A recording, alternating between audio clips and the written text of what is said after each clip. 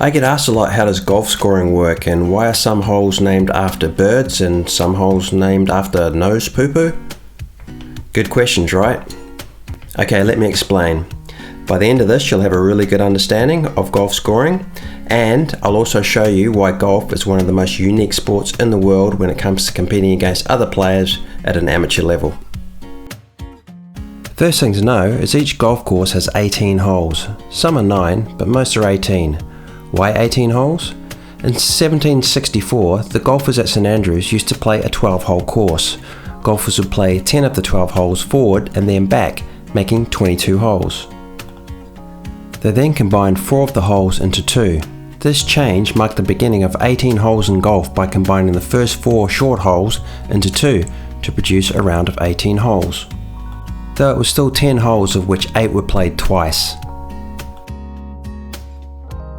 But it would be 100 years before most golf courses adopted 18 holes as standard. Okay, enough history. The goal on each hole is to get the ball from the tee into the hole in a specific number of shots. A shot is actually a swing. There are no guns allowed on golf courses. And when I said goal before, there are no nets. If there were, they'd be pointless because the golf ball would simply go through the gaps. Anyway, back to the golf course and the tee. Actually, wait, why is it called a tee? Well, the word tee actually refers to this little device which you place the ball on top of, like this. This makes it easier to hit the ball, so when you are on the tee, your ball is, and by default, so are you.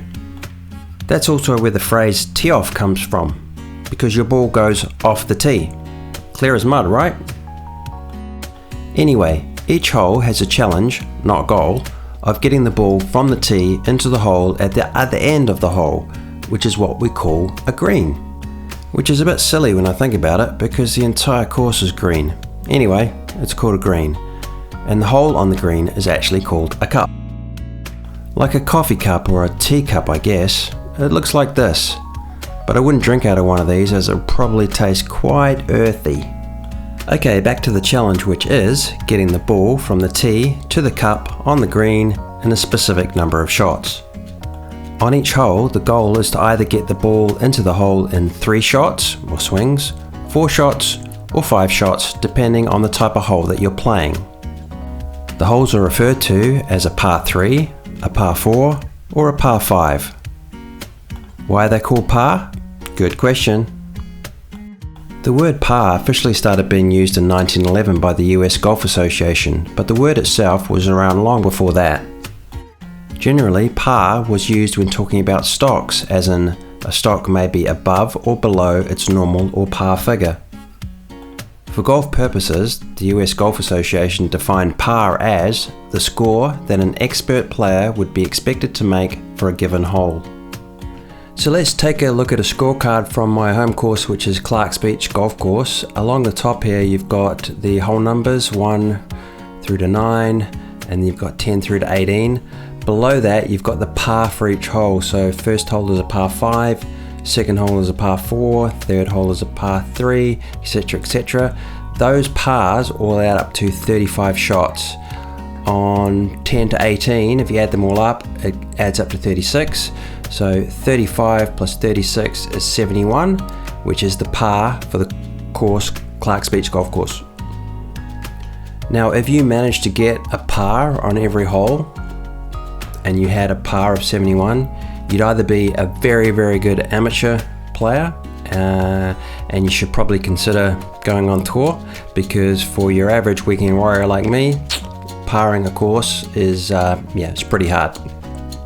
Now, if we look at my score for this particular round on Clark's Beach Golf Club, which was the 23rd of December, on the first hole was a par 5, I had a 6, second hole was a par 4, I had a 5, etc, etc. So on the front 9, which is the first 9 holes, I had a score of 41, which is 6 over par, and then playing the back 9, which is 10 through to 18, I had a score of 44, which is 8 over par. So if you add the 6 over par and the 8 over par, I was 14 over par, so 71 plus 14, my score, which was 85. Now let's look at a hole in depth. This is the first hole of Clark's Beach Golf Club, which is a par 5. I had a 6 on that hole, so I hit a drive which was 227 meters. There's a little bit left, so I had to play an 8 iron out back into the fairway, which left me 39 meters to the green. I unfortunately chunked the sand wedge and left about 10 meters, and I had a pitching wedge, put that onto the green, and then I had 2 putts for a 6. So I was 1 over par, which in golf is called a bogey.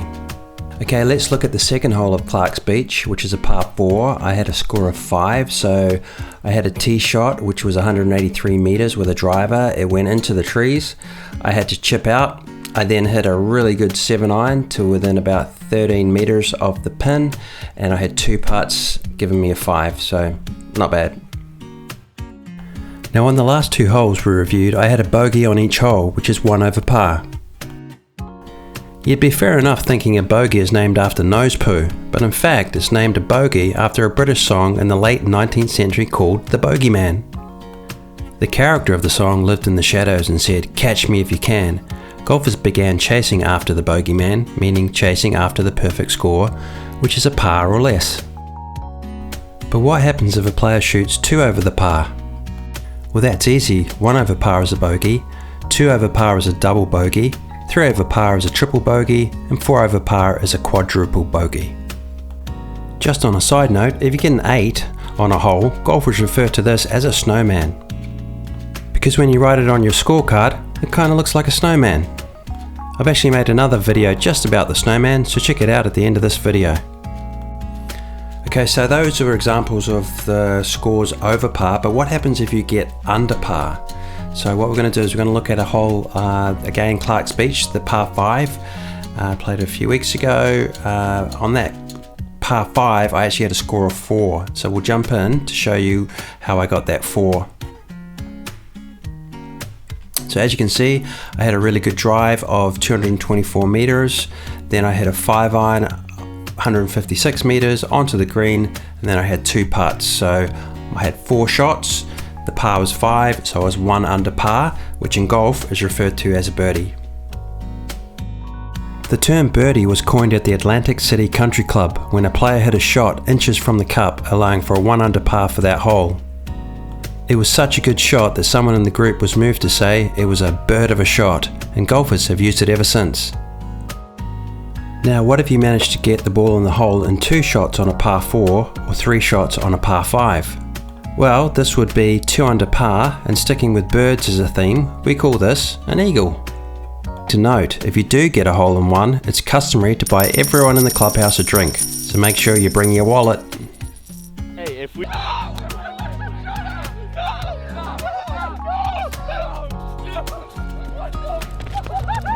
So that's basically how golf scoring works. And remember at the start I said I would reveal why golf is one of the most unique sports in the world when it comes to amateur competition. So check this out. I could have a score of 84, my playing partner could have a score of 102, and they can still beat me. And that's possible because of a unique system called the Golf Handicap System, and I'll be uploading a video soon about how all that works. For now though, it's probably time for a drink. Your brain's probably a bit mince. Go away and ponder birdies, bogeys, albatrosses, and why greens are called greens when everything on the course is green. Cheers!